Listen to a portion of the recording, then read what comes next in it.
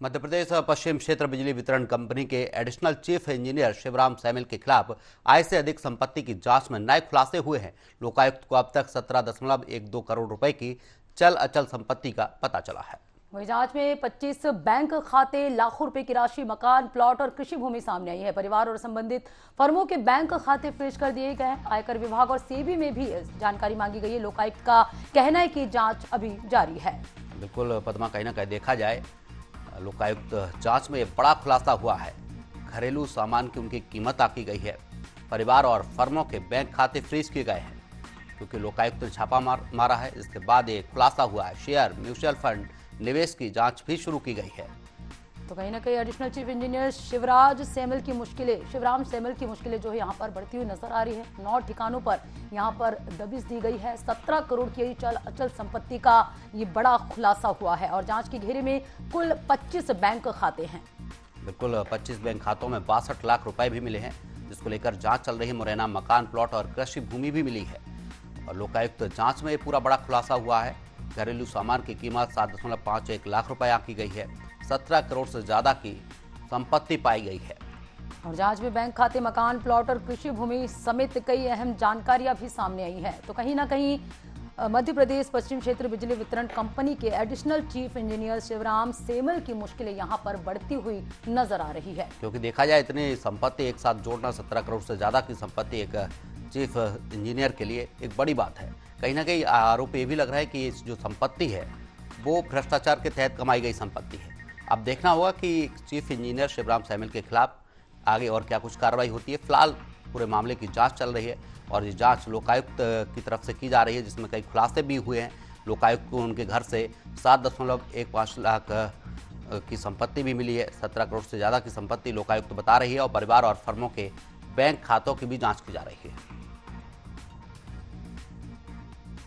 इस पर ज्यादा जानकारी के लिए भोपाल ब्यूरो हेड आशीष मंगल सोने हमारे साथ जुड़ गए। आशीष, 17 करोड़ से ज्यादा की संपत्ति एक चीफ इंजीनियर के घर से मिली है, क्या कुछ जानकारी है? देखिए, आय से अधिक संपत्ति का ये मामला है और मंगलवार सुबह तड़के 5:30 बजे लोकायुक्त ने ये कार्रवाई की थी। मध्य प्रदेश पश्चिम क्षेत्र विद्युत वितरण कंपनी के अधीक्षण यंत्री हैं शिवराम सैमिल।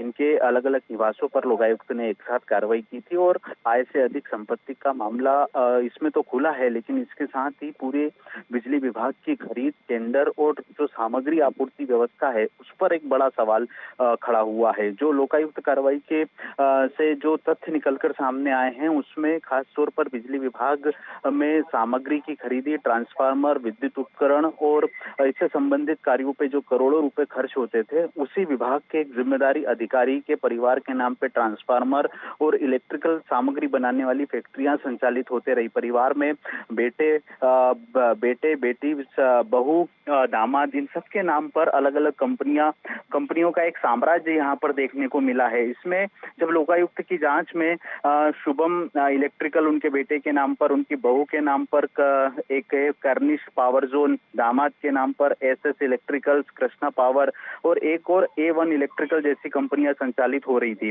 लोकायुक्त कार्रवाई में जो जानकारी मिली उसके मुताबिक ये आय से अधिक संपत्ति का मामला तो है ही, इसके साथ मुख्य सवाल ये खड़ा होता है अरुण की क्या बिजली विभाग में होने वाली सामग्री खरीदी, टेंडर और सप्लाई की प्रक्रिया निष्पक्ष रही होगी, क्योंकि अब ये जो टेंडर हैं इनकी फॉरेंसिक जांच भी की जाना यहाँ पर निकलकर सामने आ रहा है। 2 करोड़ की आय और 258% ज्यादा की आय की जानकारी मिलना ये बताता है कि ये जो सिंडिकेट है या इनका जो काली कमाई का कारनामा है ये कई सालों से संचालित हो रहा था। अरुण, आयकर विभाग और सेबी से किस तरह की जानकारी मांगी गई है? जांच के अगले चरण में लोकायुक्त क्या कुछ कार्रवाई करेगी? अब देखिए, अभी फिलहाल ये है और ये जांच खत्म होने के बाद ही पता चल पाएगा कि क्या किस तरह से और क्या क्या निकलकर सामने आया है। लेकिन जो सवाल हैं जिनका जवाब अभी फिलहाल मिलना बाकी है, इसमें ये है कि क्या अधीक्षण यंत्री के रहते हुए निजी फैक्ट्रियों का संचालन केवल संयोग था? क्या विभाग में लगने वाली सामग्री इन्हीं कंपनियों से जुड़ी हुई थी? क्या सरकारी पद का प्रभाव अपने निजी कारोबार को बढ़ाने में किया गया? क्या विभागीय निगरानी व्यवस्था कुछ नहीं हुई, जो इन्हें अभी हाल ही में कुछ दिन पहले प्रमोशन मिला और फिर उसके बाद इस तरह से कार्रवाई हुई? तो ये जो पूरा कारोबार चल रहा था उस पे अभी तक विभाग ने क्या कार्रवाई की थी, इसकी भी जांच की जा रही है।